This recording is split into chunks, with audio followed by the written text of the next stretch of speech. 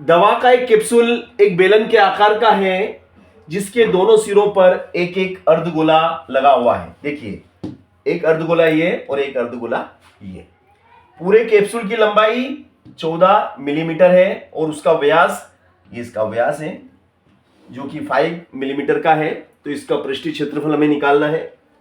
तो भैया ये जो इसका सिरा अर्धगोलाकार है, ये सिरा भी इसका अर्धगोलाकार है ना। तो ये जो इसका व्यास है 5 mm, तो ये इसकी त्रिज्या हो गई। तो त्रिज्या इसकी हो जाएगी 2.5, ये भी 2.5। तो 2.5 and 2.5 r is equal to कितना है 2.5। 2.5 कहो या फिर इसको हम ऐसा भी कह सकते हैं 5/2 भी बोल सकते हैं ना। 5 का आधा होता है 5/2। 5/2 का मतलब ही 2.5 होता है, ठीक है ना।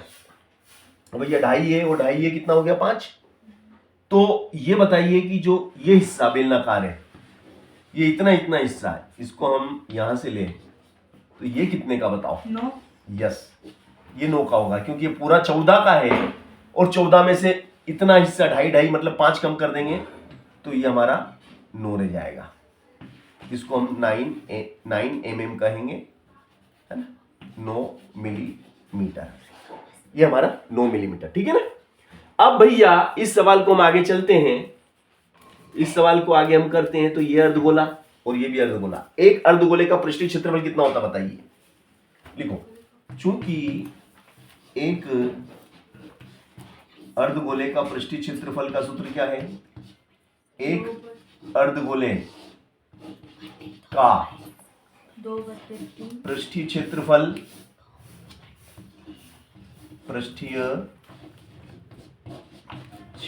होगा 2πr²। एक अर्धगोले का पृष्ठीय क्षेत्रफल 2πr²। हमारे पास कितने अर्धगोले हैं, एक और एक, 2। तो भैया 2 अर्धगोलों का पृष्ठीय क्षेत्रफल कितना होगा, इसलिए 2 अर्धगोलों का पृष्ठीय क्षेत्रफल, इसमें 2 का गुणा कर देंगे, है ना। इसमें 2 का गुणा हो जाएगा तो 2 अर्धगोलों का पृष्ठीय क्षेत्रफल आ जाएगा। अब पाई की जगह कितना आ जाएगा बताओ। 22/7। पाई की जगह आ जाएगा 22/7 और आर की जगह 5/2 का मतलब ही 2.5 होता है और इसकी घात 2 हो जाएगी और गुणित में 2। मैंने क्या करा, ये मान रख दिए। आर की जगह मैंने 5/2 और पाई की जगह 22/7 आ गया, ठीक है ना। अब भैया 2 में 2 का गुणा करो, कितना हुआ, 2 में 2 का गुणा करेंगे 4 हो जाता है, ठीक है ना। 2 में 2 का गुणा करेंगे 4 आता है, बिल्कुल आता है। तो देखिएगा 2 और 2, इसको हम S1 मान लेते हैं। तो 2 और 2 4 हो गए, वो हो गए 4। फिर 22/7, ये 22/7। फिर 5 की घात 2 मतलब 25 और 2 की घात 2 मतलब 4 और ये 4 से 4 कड़ी, है ना। तो भैया S1 कितना हो जाएगा आपका 25 दूना 50 की 0, 25 दूना 50 की 0, हासिल लगा 5। 25 दूना 50, 50 और 5 55, ये 50 और 5 55 और नीचे कितना 7। तो ये आ गया आपका 550/7 वर्ग मिलीमीटर। ये आपका इतना वर्ग मिलीमीटर, ठीक है ना। अब S2 निकालेंगे। S2 का मतलब होता है कि ये वाला हिस्सा, इसका और इसका तो हमने पृष्ठीय क्षेत्रफल निकाल लिया, किसका, इस अर्धगोले का, और इस अर्धगोले का भी निकाल लिया। अब ये बेलन है, ये कौन सा है, ये बेलन है। ये कैप्सूल का वो हिस्सा है जो बेलनाकार है, कैप्सूल का वो हिस्सा जो बेलनाकार है। अब इसका व्यास 5 है और त्रिज्या 5/2 है, ठीक है ना, त्रिज्या है ये। और ये 9 क्या है, 9 आपका इसकी ऊंचाई कहो या लंबाई कहो, 9 को आप इसकी ऊंचाई कहो या लंबाई कहो, है ना, ठीक है ना। तो देखिएगा बेलन का जो पृष्ठीय क्षेत्रफल होता है, क्या होता है बेलन का पृष्ठीय क्षेत्रफल 2πrh, यही होता है ना। तो 2 की जगह 2, पाई की जगह 22/7 और r कितना बेटा, r हमारा 5/2 और h हमारा 9, ठीक है ना, एच हमारा 9 और ये 2 से ये 2 चला गया गया, जाने दो। अब भैया 22 का 22,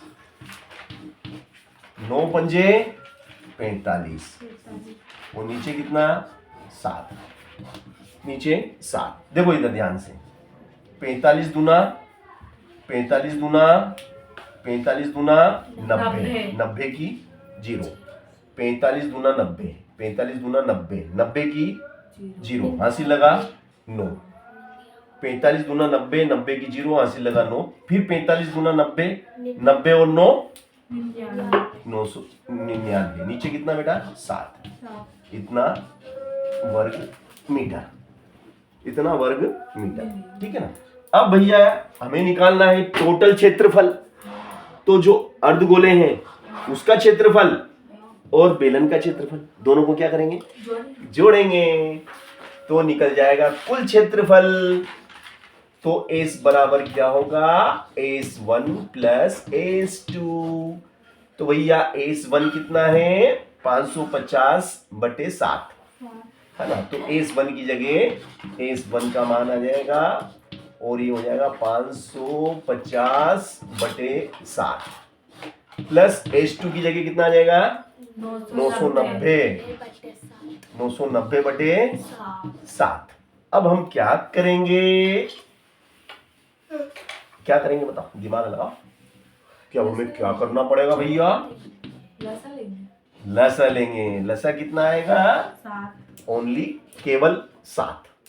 भैया 7 का 7 में भाग दो एक बार, 7 एकम 7 एक बार, 1 का गुणा इसमें करो 550 प्लस फिर 7 में 7 का भाग दो एक बार, 1 का गुणा इसमें करो 990, फिर S बराबर क्या होगा भैया 0 और 0 0, 9 और 5 14 का 4, हासिल लगा 1, 1 और 9 10, 10 और 5 15/7। अब भैया 7 से काटो, 7 दूनी बचेंगे कितने, एक पड़ोसी को देंगे, 7 दूनी 0 का, तो भैया कितना हो गया, 220 वर्ग मीटर क्षेत्रफल आ गए।